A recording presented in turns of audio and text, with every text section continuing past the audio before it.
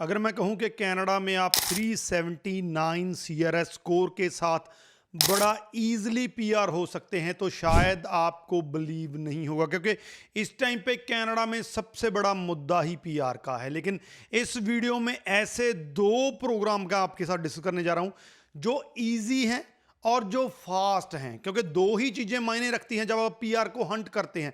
एक तो आपको सीआरएस स्कोर कम पे आपको पीआर मिल जाए और दूसरा जल्दी मिल जाए ताकि आपका स्टेटस एक्सपायर होने से पहले आप कनाडा में पीआर हो सकें।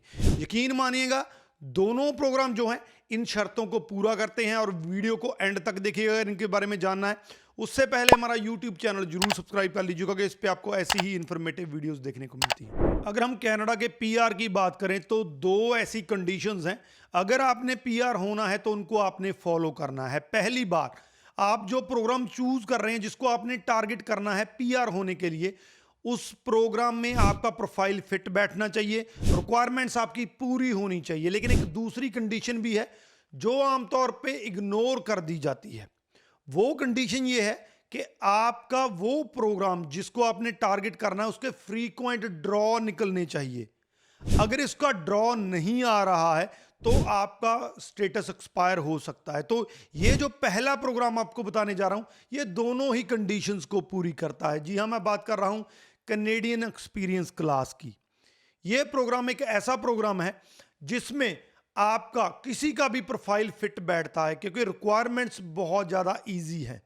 पहली रिक्वायरमेंट ये है कि आपका 1 साल का एक्सपीरियंस होना चाहिए।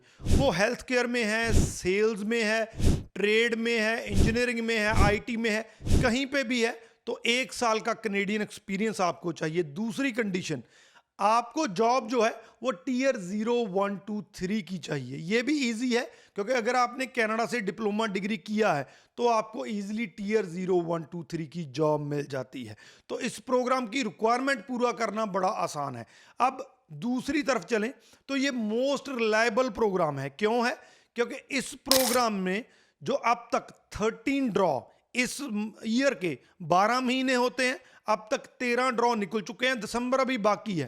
तो कहीं ना कहीं पे हर मंथ में एक ड्रॉ कम से कम निकल रहा है, जहां हम कह सकते हैं कि मंथ से पहले ड्रॉ निकल रहा है। इसी वजह से इसको सबसे रिलायबल प्रोग्राम कहा जा रहा है, स्टेबल प्रोग्राम कहा जा रहा है। और तीसरा एक और इसमें फैक्टर भी है, इसका जो मैंने आपको 13 ड्रॉ बताए इसमें 24,850 अब तक जो है आईटीएस इशू किए गए हैं और उसमें जो रेंज गई है, मिनिमम रेंज गई है 518 और मैक्सिमम रेंज जो गई है वो 547, यानी कि इसका जो स्कोर है वो 520 और 550 के बीच में वेरी करता है।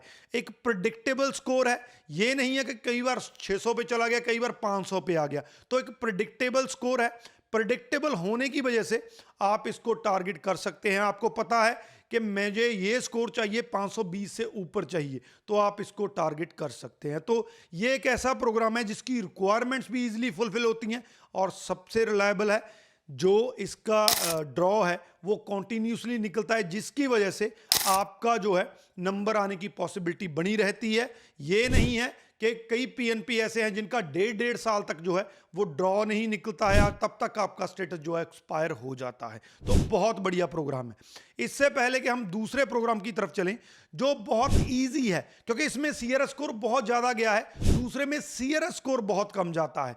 तो उससे पहले अगर आप अपने प्रोफाइल को असेस करवाना चाहते हैं कि किस प्रोग्राम में आपका जो है जो प्रोफाइल फिट बैठता है, कौन सा वो प्रोग्राम है जिसके बार बार ड्रॉ निकलते रहते हैं, कंफ्यूज हैं, स्टडी अभी कंप्लीट हुई है, आप वर्क परमिट पे जाने वाले हैं, तो आप हमें कांटेक्ट कर सकते हैं।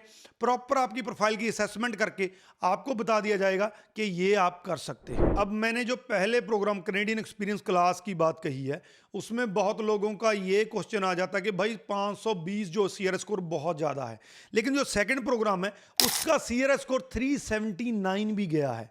शायद आपको यकीन नहीं हो रहा है कि 379 पे इन्होंने लोगों को इनवाइट किया है पीआर के लिए। तो ये प्रोग्राम है फ्रैंकोफोन। इसकी एक ही कंडीशन है और बहुत ही ज़्यादा हार्ड कंडीशन है, आसान नहीं है अगर आपने फ्रेंच नहीं की है।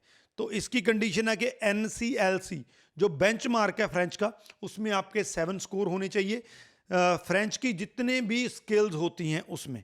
तो अगर आप ये कर लेते हैं, एक सिंगल कंडीशन है, तो आप इस प्रोग्राम के लिए जो है एलिजिबल हो जाते हैं। अब इस प्रोग्राम में जो है ड्रॉ है जो, वो इससे कम निकलते हैं सीईसी से, इसके 7 ड्रॉ निकले हैं, लेकिन इससे ज़्यादा सीईसी से ज़्यादा लोगों को इनवाइट किया गया है। टोटल 36,000 लोगों को अब तक इस प्रोग्राम के अंडर 2025 में इनवाइट किया जा चुका है। तो कहीं ना कहीं पे ड्रॉ कम निकले हैं, लेकिन ज़्यादा लोगों को, क्योंकि एक बार में कभी 2500 को किया गया, कभी 6500 को किया गया, 7500 को किया गया, तो कहीं ना कहीं पे उस वजह से ज़्यादा है। इसके अलावा जैसा मैंने आपको कहा, मिनिमम स्कोर गया था 379, मैक्सिमम स्कोर गया था 481। अगर मैं इसकी आपको रेंज की बात करूं तो 410 पे भी गया है, 416 पे भी गया है, 428 में। जो लास्ट गया है अक्टूबर 29 को, जो लेटेस्ट ड्रॉ है 2025 का, वो 416 पे गया। तो कहीं ना कहीं पे अगर आपका स्कोर 400 से ऊपर है और 450 के बीच में है, तो फ्रेंच में आपकी पॉसिबिलिटी बनी रहती है। आप किसी भी फील्ड से आते हैं, आपका बिजनेस का है, क्योंकि बिजनेस वालों को आमतौर पे लगा रहता है कि भाई मैं हेल्थ से नहीं आता हूँ, आईटी से नहीं आता हूँ, मेरे बहुत कम चांसेस हैं। तो यहाँ पे मैं आपको इनवाइट कर रहा हूँ कि आप लोग जो बिजनेस वाले हैं, जिनका उतना ज़्यादा वहाँ पे अभी स्कोप नहीं है, तो आप भी ईजिली इस प्रोग्राम के अंडर कम सीआरएस स्कोर के साथ जो है पीआर हो सकते हैं। कंडीशन एक ही है कि लेवल 7 जो है फ्रेंच का करना पड़ेगा। हालांकि काफ़ी मुश्किल कंडीशन है, लेकिन अगर कनाडा में पीआर होना है इस टाइम पे, तो आपको ये कंडीशन पूरी करनी पड़ेगी।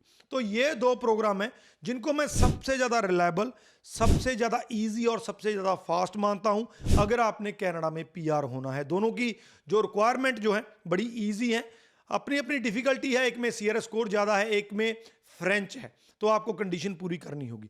अब अगर इन प्रोग्राम्स के बारे में या किसी और प्रोग्राम के बारे में प्रॉपरली जानना चाहते हैं, नंबर हमारे नीचे दिए गए हैं, फ़ोन उठाएं, हमें कॉल करें, हम आपको सारा कुछ बता देंगे, आपकी हेल्प करेंगे। इसके अलावा असेसमेंट भी करवा सकते हैं। बाकी इस वीडियो को शेयर जरूर कर दीजिए।